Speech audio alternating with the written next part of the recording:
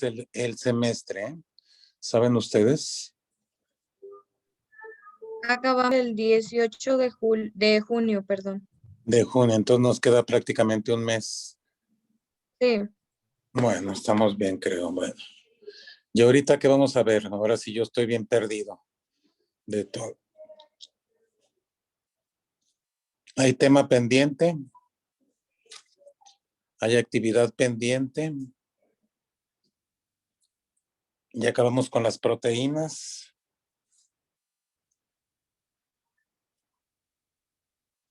¿Vieron? No hemos visto lo del ciclo de la urea, no hemos visto lo de las actividades de los aminoácidos con funciones especiales al perder un grupo amino, todas esas cosas, o este ya lo vimos. A mí no me queda.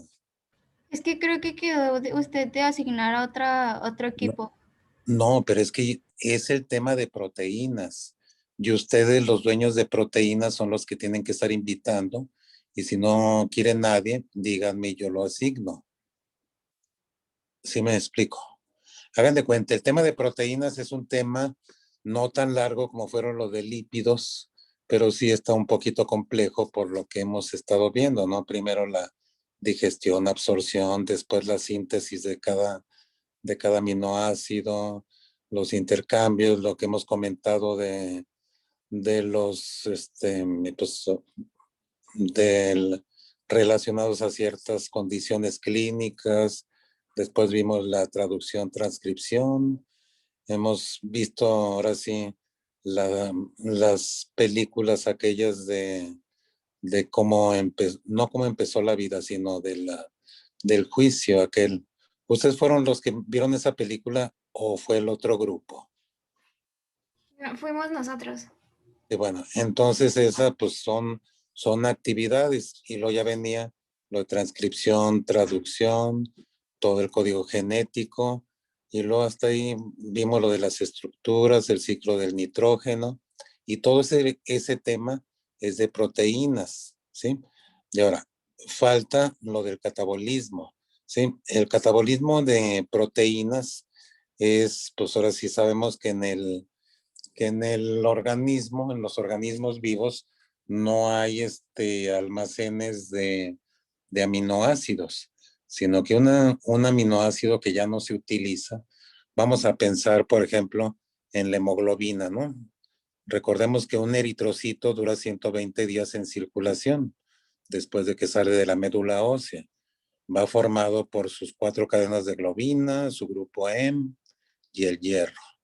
Circula transportando oxígeno durante 120 días y al cabo de estos pasa ahora sí a su destrucción en el vaso que es en donde se va a ocurrir este fenómeno.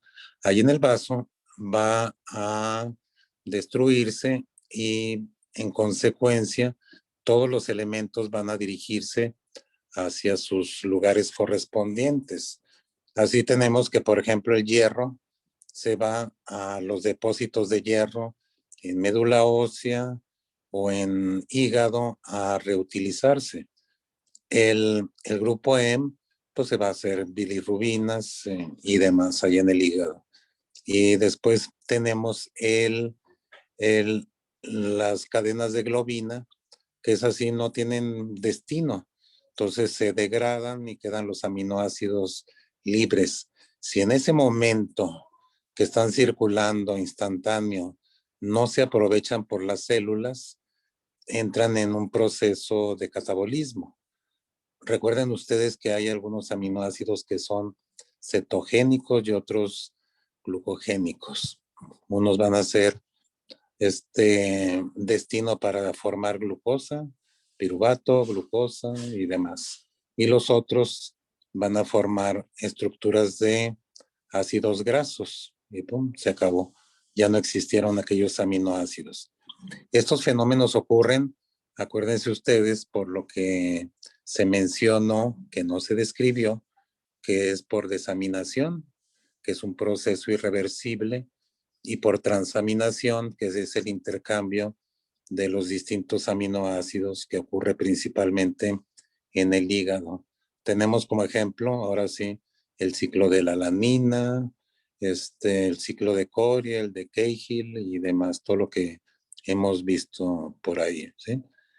Y luego tenemos ahora sí que de la desaminación, que es el proceso catabólico, que es irreversible esa desaminación, vamos a tener ahora sí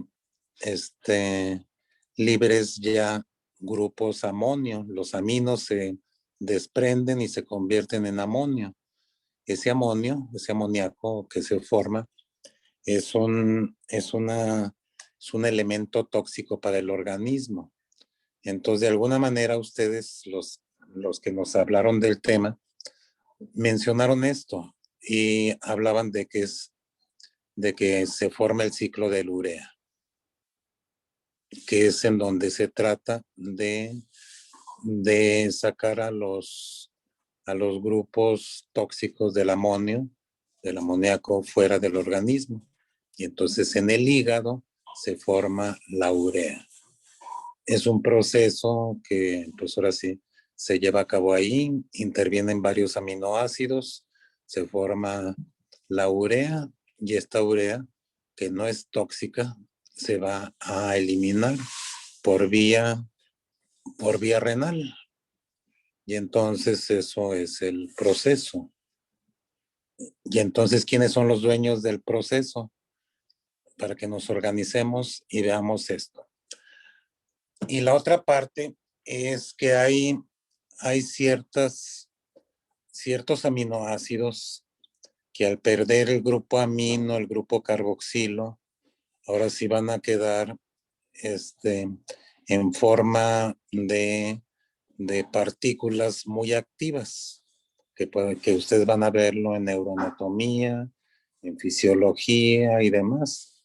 ¿Y de dónde provienen esas sustancias? Van a preguntarse ustedes. Pues son aminoácidos que perdieron alguno de sus grupos y están funcionales en los tejidos. Esos son dos temas: desaminación, transaminación, ciclo de la urea. Otro tema, así, a ver, ¿están apuntando? Sí. A ver, déjenme aquí, ahorita los distribuimos para mañana. Al fin son temas cortitos. A ver, vamos a ponerle el primero, llamémoslo catabolismo de aminoácidos, que pueda o no incluir la urea. Y lo otro tema sería el destino de aminoácidos de importancia. Todos estos temas vienen ahí en el capítulo de importancia nada más. Y luego otro sería más o menos ligado, uno que sería balance nitrogenado. Balance nitrogenado. Se refiere básicamente a que nos estamos dando cuenta que el nitrógeno es un elemento indispensable para formar nuestros aminoácidos, que forman parte de los aminoácidos esenciales, y los utilizamos en los no esenciales. Vimos el ciclo del nitrógeno, entonces sabemos que es un elemento sumamente importante. Ustedes ahora sí se darán cuenta que, por ejemplo, una persona adulta, ahora sí vamos a ponerle no joven, sino adulta, un anciano, hagan de cuenta Sergio Morales aquí presente, tiene una alimentación que consiste de vamos a suponer que tenga en la alimentación 125 gramos de carne diariamente, además quesadillas, leche, huevos eventualmente y demás. Entonces tiene una alimentación rica, que pudiéramos llamarle así, en elementos nitrogenados, ¿sí? ¿Cómo será el nitrógeno, el el, la cantidad de nitrógeno detectable en diferentes sustancias en Sergio Morales comparado en un niño de 10 años que come lo mismo, ¿sí? Un niño sano. ¿Cómo vamos a encontrar los niveles de urea en un niño sano que come lo mismo que yo, que tengo una edad de anciano y demás? ¿Cómo será en los dos? ¿Y por qué? Pues supongo que en el niño serían valores un tanto normales y en usted estarían muy altos, ¿no? Por, no sé, por la rapidez o la eficacia del metabolismo. Ajá. Y a eso le vamos a llamar balance nitrogenado. ¿Quién eres tú? ¿Adamari? No, de los Santos Pérez, Carla Cristina. ¿Y no quieres ver ese tema? Sí, de hecho, mi compañero y yo nos íbamos a ofrecer, Sí, doctor. Manuel Saracho y yo. Ándale, pues entonces búsquenlo ahora si es un tema interesante. Nada ¿Sí? más quiere que nos aventemos balance nitrogenado. Si tú quieres eso, lo demás también. Eso que les digo, son temas cortitos, pero son de importancia. Lo que sí quisiera que viéramos el ciclo del nitrógeno con el ciclo del urea con algún otro equipo.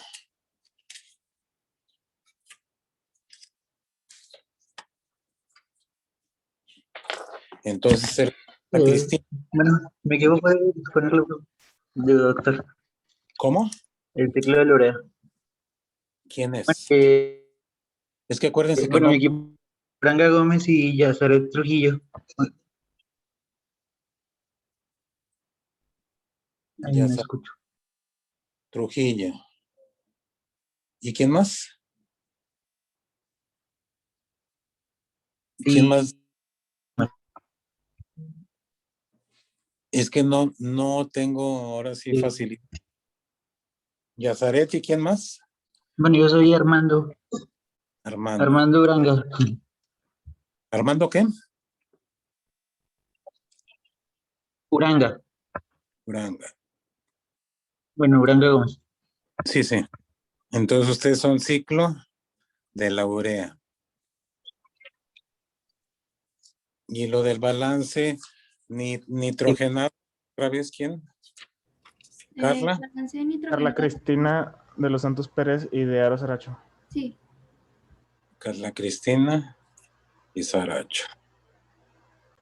Bueno, y vayan ahora sí, ¿hay algún equipo que no haya participado en en todo este desastre en el que estamos por mi culpa? Un equipo como tal. ¿No hay? ¿Ya vamos a darle vuelta? Hemos sido que estamos nosotros, Garduño y Pérez. Gadiel. ¿Es Sí, Gadiel? Garduño y Pérez Morales. Ajá, ok.